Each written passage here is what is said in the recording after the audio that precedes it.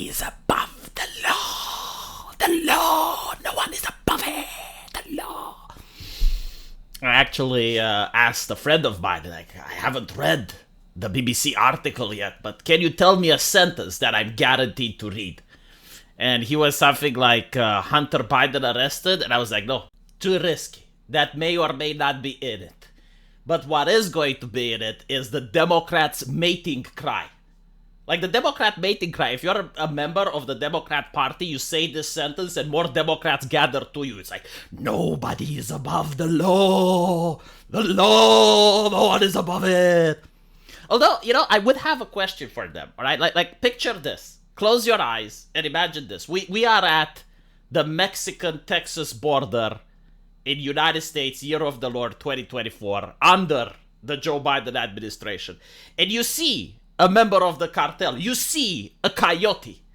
And the coyote gets on top of the fence, which marks the difference between the Texas and the Mexican border. While he's on top of the fence, is he not above the law? Is he not above it? Above the law? No, unironically though, all jokes aside, don't they have like these things called sanctuary cities which are ran by the Democrats? And like the whole idea is that the law states you need to get into the United States through certain checkpoints, through certain legal means. You need to have the documents, right? But if you are in the sanctuary state, they say, well, despite the fact that you broke the law, we understand this, but we will not apply it. Are those people not above the law in that situation? Well, I guess they're not American citizens, so the correct Democrat mating cry should be no citizen, like no U.S. citizen is above the law, and that would be more accurate. Again, this is just like my observations from here, from Eastern Europe. It's just what I see. It's like, no one is above the law. And I'm like, really? No one? Like, it's 360 million people. Like, not a single person is above it? Not one? Anyway, the spawn of the current U.S. president, Joe Biden, was arrested for gun charges. Now, I find this to be bizarre because, again, the law is sacred, right? Now, the most sacred document of that law is the Constitution. And in the Constitution, it says very clearly that the right to bear arms shall not be infringed. Like it even like writes it like you're a toddler, like shall not be infringed. I don't know, like if you have a time machine and you would speak with one of the founding fathers and you're telling them, hey, they're going to infringe on that. Can you write it more clearly? Like, I don't know if they can do a better job. Or what I think happened is like maybe someone actually did go back in time. And the shall not be infringed has been added due to a time traveler in the Constitution, but apparently it's not enough. So my question is, who made the legislation that got the son of Joe Biden in a pickle? Like, which political party decided, okay, well, the right to bear arms shall not be infringed, but we need to add some extra legislation so that if someone does have a gun and under certain circumstances, they can go to prison? Interesting, isn't it? But apparently he got convicted. It's just the gun charges, right? He did plead not guilty, and apparently he was in recovery from drug addiction at the time. See, this is another thing that I find very bizarre. A lot of individuals in the United States, especially minorities, I've been told by activists especially, minorities have gone to prison for a long time for having pot, weed, right? They were having this, so they got imprisoned, harsh sentences. So if that happened for weed, what happened for la cocaína? It's kind of weird because I understand like Joe Biden back in the day when he was a young and viral man, he passed a lot of legislation. He was tough on drugs. It was the war on drugs at that point, right? Like they went to war. War on whom? On the drugs. Did the drugs fight back? No.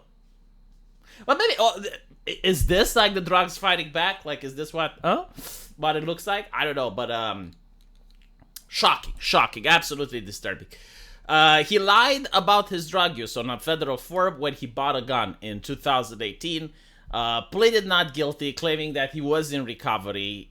Showed little emotion as he learned his fate. It's like, well, what do you want him to do? Like, you want him to cry? He's a grown man.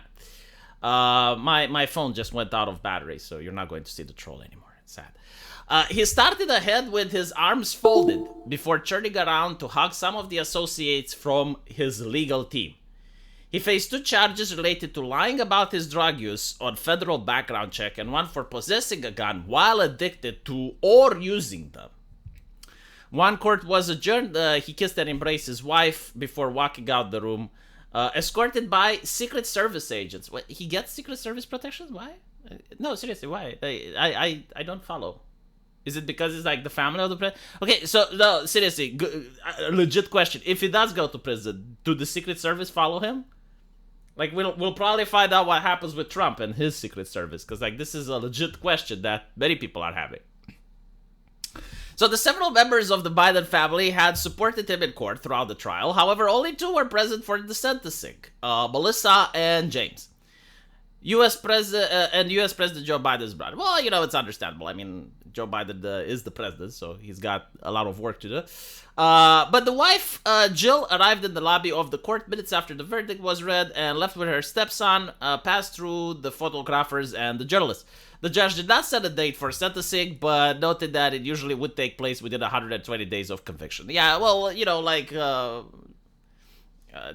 son, Hunter Biden isn't running for any presidency, because usually like they set the date really close to an event, you know, really close to a primary or really close to the actual voting day. Like they try to make it, because this is like, you know, we're on uncharted water. So I'm just looking at what's happening with Trump.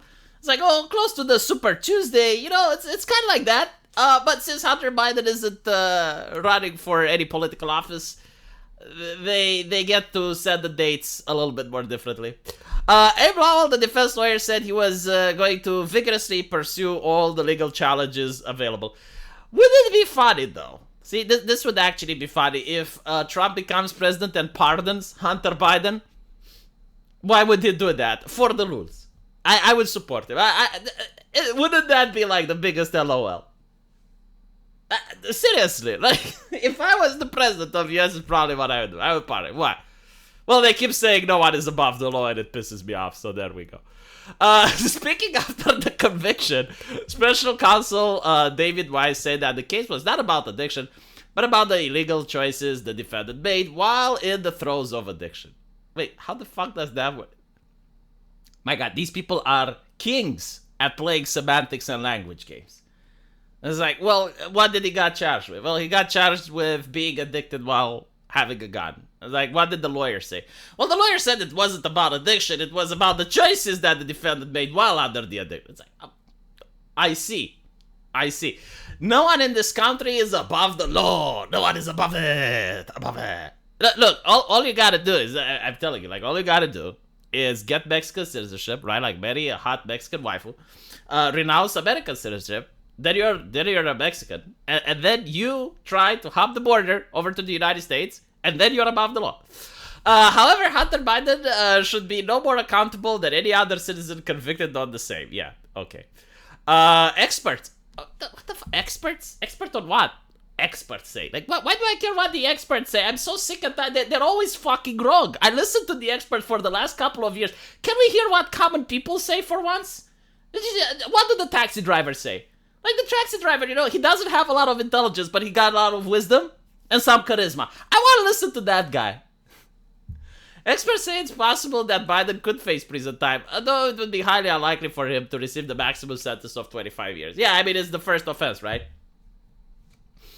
The 3 gun charges, all related to Biden's purchase of the Colt Cobra Special. I'm willing to bet that the people that operate this Colt Cobra Special company are so happy right now. Their name is in the news, trending on Twitter. It's like, Jesus Christ. Even the BBC is talking about it. A Delaware gun store. See, like, the Delaware gun store doesn't get any publicity, but the Colt Cobra Special does. How does that work?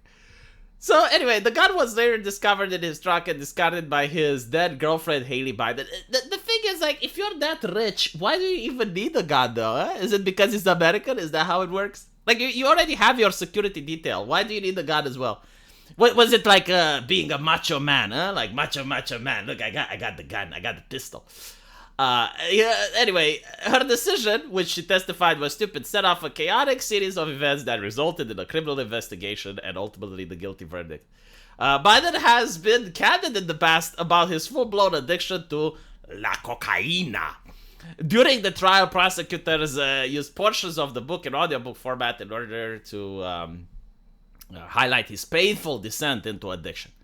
Yeah, see, this is another question that I got. I remember a lot of people got censored during the laptop scandal, right? Like a lot of people got censored over that. And again, like no one is above the law, right? Because the law is sacred, and what is more sacred than the U.S. Constitution? I mean, nothing is more sacred than that. And the U.S. Constitution, again, like it's got like this bizarre far right fascist ideas like free speech, freedom of expression, right? It's like, how many people got censored for saying the truth?